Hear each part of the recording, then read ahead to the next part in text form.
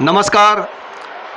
जैसा कि हम जानते हैं कि आने वाली 25 अप्रैल को दिल्ली में गुरुद्वारा प्रबंधक समिति के चुनाव हैं और इन चुनावों में हमारे वार्ड नंबर 12 देवनगर से पंथक सेवा दल ने उम्मीदवार बनाया है सरदार इंद्रजीत सिंह आष्ट को। तो मैं उनके साक्षात्कार के लिए आज उनके ऑफिस में पहुंचा हूं। तो आइए मिलते हैं सरदार इंद्रजीत सिंह आष्ट से, जो कि पंथक सेवा दल के वार्ड 12 देवनगर के प्रत्याशी हैं। नमस्कार सर।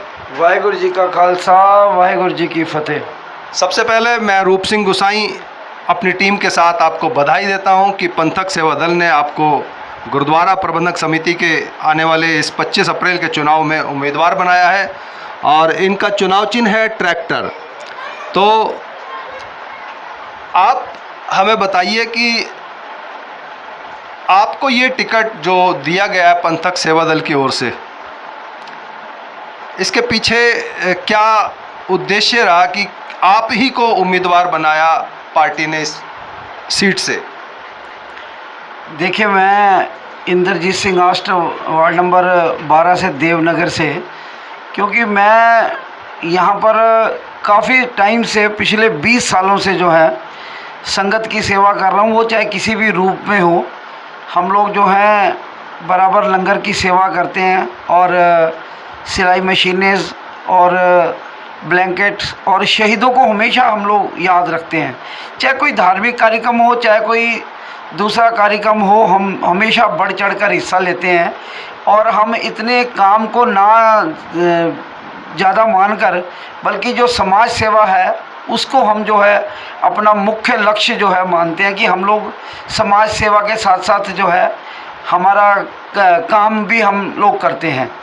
तो इसलिए जो है पंथक सेवा दल ने हमारे को जो है टिकट दी है। मैं धन्यवाद करना चाहता हूं परमजीत सिंह वीर जी, जो कि इसके राष्ट्रीय अध्यक्ष हैं, और साथ में करतार सिंह कोचर जी जो जनरल सेक्रेटरी हैं। उन्होंने मुझे खुद बुलाकर इस टिकट को जो है मेरे को दिया है और उन्होंने बड़ी ही उम्मीद से जो है मेरे को इस टिकट को जो है दिया, क्योंकि मैंने पहले भी 2 इलेक्शन जो है लड़े हैं और अब तीसरी बार फिर मैं इलेक्शन मैदान में हूँ।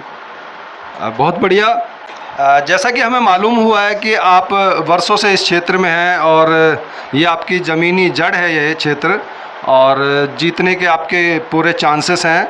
और जैसा कि हमें जो मालूम हुआ है कि शहीद भगत सिंह जी को आप हमेशा आगे रखते हैं और उन्हीं के नाम से आपने एक सेवा समिति बना रखी है, शहीद Bhagat Singh social welfare society.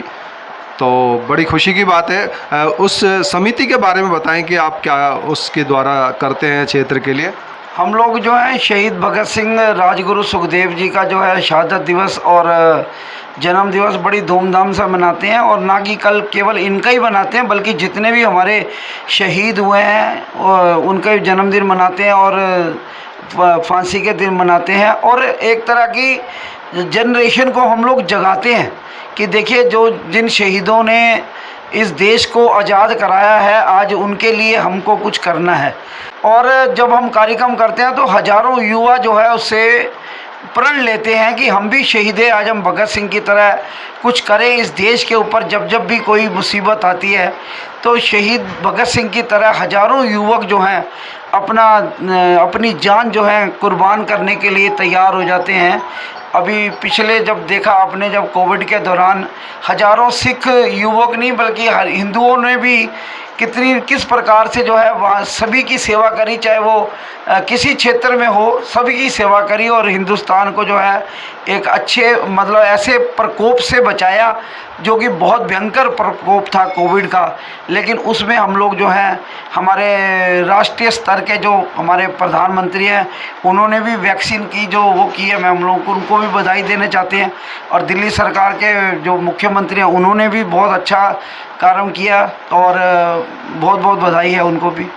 मैं अपने न्यूज़ चैनल के माध्यम से एक अहम सवाल आपसे पूछना चाहूँगा कि आप अगर जीत करके गुरुद्वारा प्रबंधक कमेटी में आते हैं तो अपने सिख कम्युनिटी जो आपसे विशेष उम्मीद रखती है उनके लिए आप क्या करेंगे जीतने के बाद?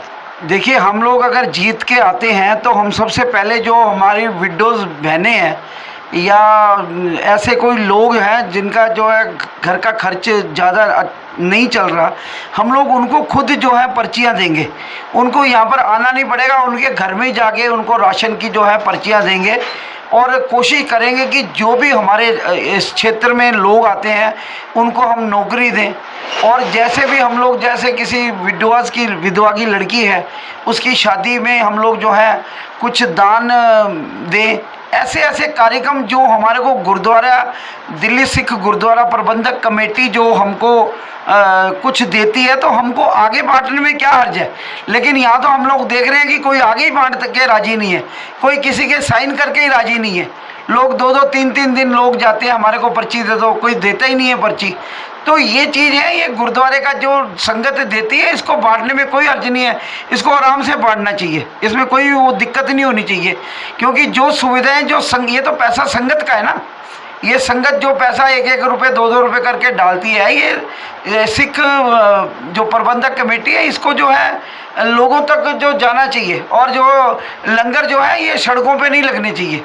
ये आज मैं आपको बताना चाहता हूँ जो किस प्रकार से सड़कों पे लंगर लगा देते हैं, और ये सड़कों पे लंगर ना लेके गुरुद्वारों में हो, ताकि गुरुद्वारे में लोग आएँ और वहाँ पर मत्था टेकें और थोड़ा सा भगवान का नाम भी लें। तभी ये जो है हमारे को पता चलेगा कि इसका लंगर का महत्व क्या है और लगाने का उसका महत्व क्या है, और संगत को भी पता चलेगा कि भाई हम लोग कहाँ पर आए हैं। अच्छा, ये जो गुरुद्वारा प्रबंधक कमेटी है ये केवल अपने सिख कम्युनिटी के लिए ही काम करती है या अदर्स कम्युनिटी के लिए भी काम करती है? नहीं नहीं, ये इसमें सभी हैं। आप देखिए जो हमारा गोल्डन टेम्पल है इसमें सिख परिवार तो जाते ही जाते हैं मत्था टेकने, बल्कि ऑल ओवर इंडिया से जो है, ऑल ओवर इंडिया ना कि बाहर के देशों से भी जो है लोग जो इसको देखने आते हैं, मत्था टेकते हैं, और लोगों की जो है जो मुरादें जो हैं वहाँ पर पूरी होती हैं। इसमें बहुत ही, मैं कह रहा हूँ कि ज़्यादा सिखों से ज़्यादा हिंदू इस गुरुद्वारे को मानते हैं, इसीलिए इसका नाम है गोल्डन टेम्पल। ये सोने का मंदिर है, ये मंदिर सोने का है, और यहाँ पर ऑल रिलीजन, इसके 4 दरवाजे हैं, इसमें हिंदू, मुस्लिम, सिख, ईसाई सभी के लिए ये जो द्वार हैं खुले हुए हैं। अच्छा, वार्ड 12 देवनगर से आप किसे मानते हैं जो आपको चुनौती दे सकता है?